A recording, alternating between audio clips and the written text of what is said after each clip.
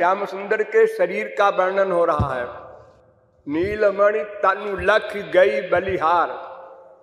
श्याम सुंदर के शरीर के सौंदर्य, माधुर्य, सौरस्य को देखकर मैं बलिहार गई। अनंत कोटि ब्रह्मांड में सबसे सुंदर कामदेव है। हमारे संसार में जो सबसे सुंदर होता है, विश्व सुंदरी जिसे कहते हैं, वो कामदेव के आगे ऐसे लगती है जैसे सूकरी,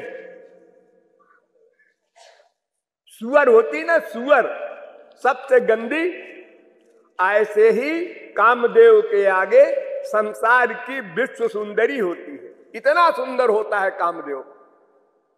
उसके शरीर से भी सुगंध निकलती है। उसके शरीर में मल मूत्र आदि कुछ नहीं होता। तो त्रैलोक में सबसे सुंदर कामदेव, और उसकी बीवी है एक रति, उसका नाम है। वो स्त्रियों में टॉप करती है रति, पुरुषों में टॉप करता है कामदेव। तो इनकी जो सुंदरता है कामदेव की या रति की, उसमें गुणा करो। कितने से करो? 1000 से, लाख से, करोड़ से नहीं, अनंत से गुणा करो। कामदेव के सौंदर्य का अनंत गुना सौंदर्य, 1000 लाख करोड़ गुना नहीं, अनलिमिटेड। ऐसे श्याम सुंदर का शरीर है। बस इतना सा आइडिया दे सकते हैं। और कैसा है ये बताया नहीं जा सकता। क्यों? इसलिए कि उसके समान कोई दूसरा स्वरूप संसार में नहीं है। अरे कामदेव के समान कोई स्वरूप नहीं है, तो श्याम सुंदर के समान किसका स्वरूप होगा? सब यहां माइक है, मल मूत्र का पिटारा है सबका शरीर, गंदा, क्षणिक। और जीवों के, मनुष्यों के अलावा जैसे हिरण है, उसका चमड़ा पवित्र माना जाता है। उस पर बैठकर बड़े बड़े योगी सन्यासी ध्यान साधना करते हैं। लेकिन मनुष्य के चमड़े का वो भी मूल्य नहीं, 2 कौड़ी का। तो अनंत कोटि कामदेव के समान सौंदर्य, माधुर्य, सौरस्य, सौशील्य, सौकुमार्य श्याम सुंदर में है। और तो और उनकी सुंदरता उन्हीं के मन को मोहित कर लेती है। औरों को छोड़ो, सारे विश्व के मोहन है श्याम सुंदर, और मदन मोहन है, मदन माने कामदेव, उसके मन को भी मोहित कर लिया। श्याम सुंदर के शरीर के एक रोए को देखा कामदेव ने, वहीं बेहोश हो गया। सह नहीं सका उस सुख को, उस आनंद को, उस सौंदर्य को श्याम सुंदर ने अपनी परछाई में, शीशे में, मणिखंभ में, पानी में कहीं देखा और मोहित हो गए। काश कि मैं राधा होती और राधा होकर के इस रूप का आस्वादन करती। ये कामना करते श्याम सुंदर। फिर उनके शरीर के माधुर्य का शब्दों में कौन वर्णन करेगा? जिसने देखा है वो भी नहीं कर सकता, तो गधा कृपालु क्या करेगा? वर्णन नहीं हो सकता, वो शब्द गम्य नहीं है। अरे उनका तो छोड़ो, संसार में किसी चीज को आप शब्दों में नहीं बांध सकते। जैसे रसगुल्ला है, संसारी है, चीनी मिली हुई, लेकिन कोई पूछे रसगुल्ला कैसा होता है, तो वो कहेगा मीठा। ये मी और था बोल देने से हमको तो बोध नहीं हुआ रसगुल्ला कैसा होता है। तुमने चीनी खाई है ना? अरे कोई मीठी चीज खाई है? अजी नहीं, मैं तो नीम का कीड़ा हूं, मैं क्या जानूं मिठाई क्या चीज होती है। तो फिर तुमको हम नहीं समझा सकते।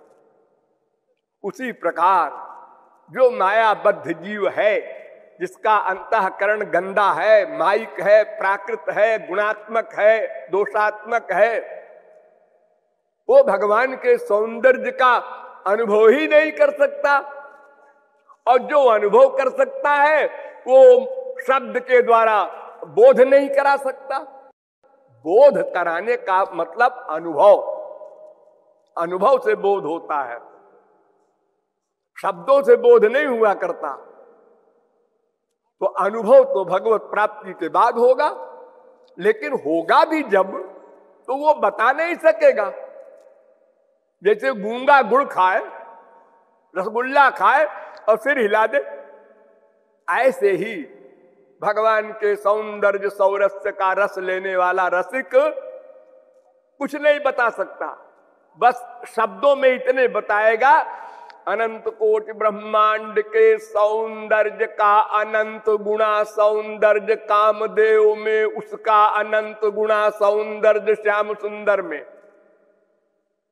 बस शब्द की अंतिम गति ये है जो मैंने इन पद में बांधा है। तो श्याम सुंदर स्वयं अपने स्वरूप में मोहित हो जाते हैं, जगन मोहन होकर भी, मदन मोहन होकर भी। तो फिर उस सौंदर्य की बात कौन करे। उनकी चिन्मय तनु लख ज्ञानी हूं मानत मुक्ति हिखार। सारे संसार को तृणवत त्याग देने वाले और ब्रह्मानंद में लीन रहने वाले। ब्रह्म का जो आनंद होता है वो अनलिमिटेड होता है, दिव्य होता है, संसारी नहीं होता। आप लोगों को जो संसार में सुख मिलता है, खाने पीने, सूंघने, सुनने, रस लेने, स्पर्श करने में, इसका करोड़ों गुना सुख अधिक स्वर्ग में है, उसका करोड़ों गुना सुख ब्रह्मलोक में है। लेकिन ये सब नश्वर, माइक, प्राकृत, लिमिटेड। तो ब्रह्मानंद अनलिमिटेड सुख को कहते हैं, अनंत। भगवान का सुख अनंत, ब्रह्म माने भगवान। जो वही भूमा तत्सुखम वेद कहता है, वो भूमा है ब्रह्म, अनंत सुख है उसमें, जो सनकादिक, जनकादिक, शुकादिक बड़े बड़े परमहंसों को मिलता है।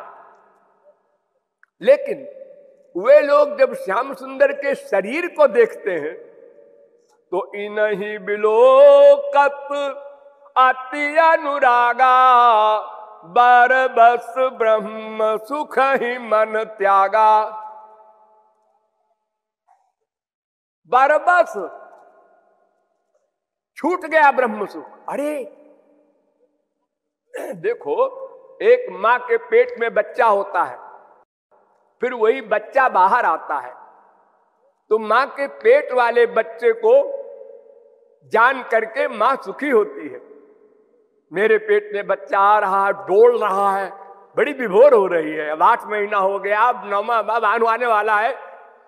लेकिन जब वो पैदा हो जाता है तो उसको देखकर, छू कर, चुंबन कर, आलिंगन कर जो सुख मां को मिलता है वो पेट वाले बच्चे में नहीं मिलता। बच्चा वही है, जो पेट में बच्चा था वही तो बाहर आया, लेकिन बाहर आने के बाद वाला जो रस है सगुण साकार का, वो इतना अधिक है कि अगर कोई मां से कहे इस बच्चे को फिर पेट में डाल दे, अरे ना ना ना, पेट वाला बेकार बच्चा था, हमें कष्ट होता था। अच्छा जी, अब कष्ट होने लगा। सगुण साकार बेटे को देखकर अब निराकार बेटे के प्रति बुरी भावना हो गई। अरे वो बेटा किस काम का जो पेट में था, हमारा चलना फिरना मुश्किल था। ये बेटा बढ़िया है जो सामने है, खेलता है, बोलता है, चलता है, हमसे प्यार करता है। बस यही अंतर है निराकार ब्रह्मानंद से साकार प्रेमानंद में। तो श्याम सुंदर के शरीर के सौंदर्य, माधुर्य, सौरस्य को देखकर पाकर ज्ञानी लोग वो ब्रह्मानंद जो मुक्ति वाला है उसको खारा कहते हैं, बेकार है। संसार के सुख के आगे तो बहुत बड़ा अनंत है, लेकिन सगुण साकार के सुख के आगे खारा है। शिव शुक जनक सनक तनु छवि लख देत समाधि विसार, ये बड़ी बड़ी अथॉरिटी है। शंकर जी तो भगवान ही के अवतार है, और सुखदेव परमहंस मां के पेट में ही परमहंस रहे, और जनक को आप जानते ही हैं विदेह की उपाधि है, और सनक जो है वो भगवान के अवतार है, पैदा होते ही परमहंस थे। ये लोग समाधि भुला देते हैं श्याम सुंदर के शरीर का सौरस्य सौंदर्य देखकर, औरों की क्या गिनती, साधारण लोगों की क्या चर्चा। उनके रोम रोम ते उमा रमा ब्रह्माणी वाणी लखी नहीं पतिव्रत धार। पतिव्रता धर्म में टॉप करने वाली उमा, पार्वती, रमा, कमला, ब्रह्माणी, वाणी, सरस्वती, ये सब पतिव्रता स्त्रियों में टॉप करती हैं।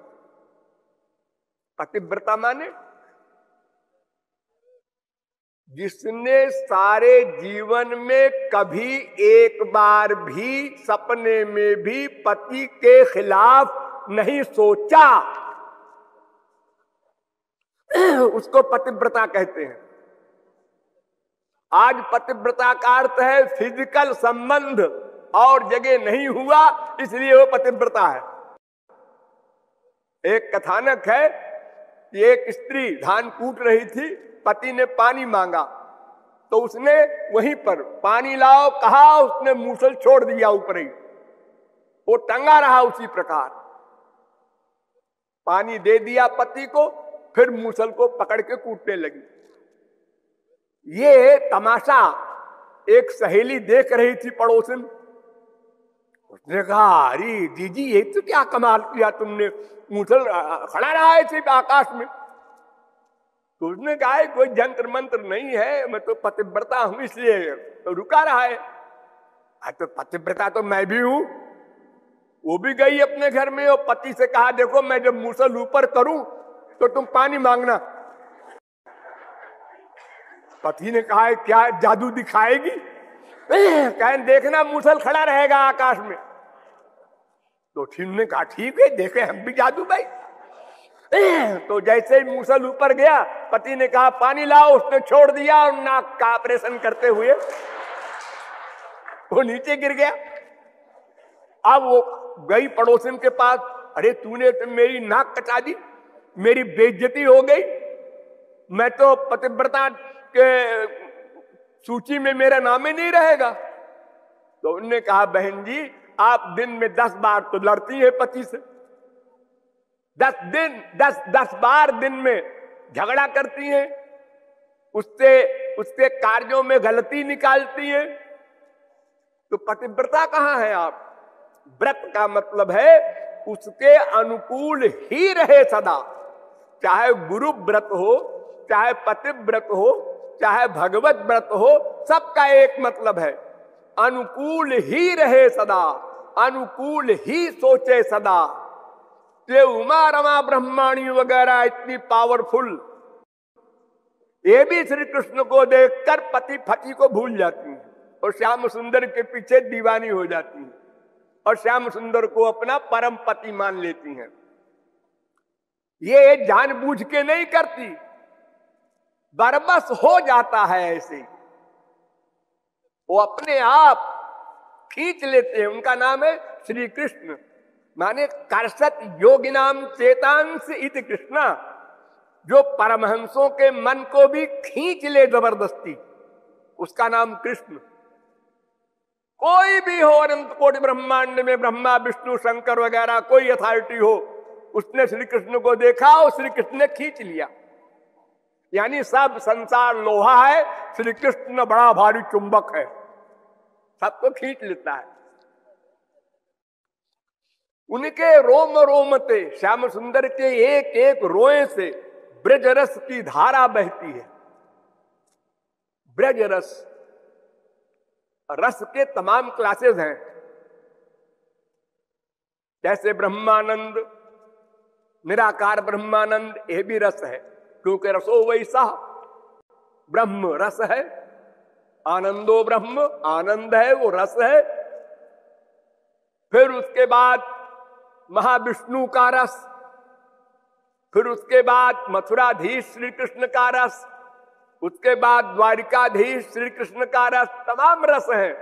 फिर दास्य भाव का रस, सख्य भाव का रस, वात्सल्य भाव का रस, माधुर्य भाव का रस, फिर साधारण रति का रस, समंजसा रति का रस, फिर समर्था रति का रस, प्रेमा भक्ति का रस, स्नेह भक्ति का रस, मान भक्ति का रस, प्रणय भक्ति का रस, रास भक्ति का रस, अनुराग भक्ति का रस, महाभाव भक्ति का रस, अंतिम है वो है ब्रज रस, महाभाव रस वाला।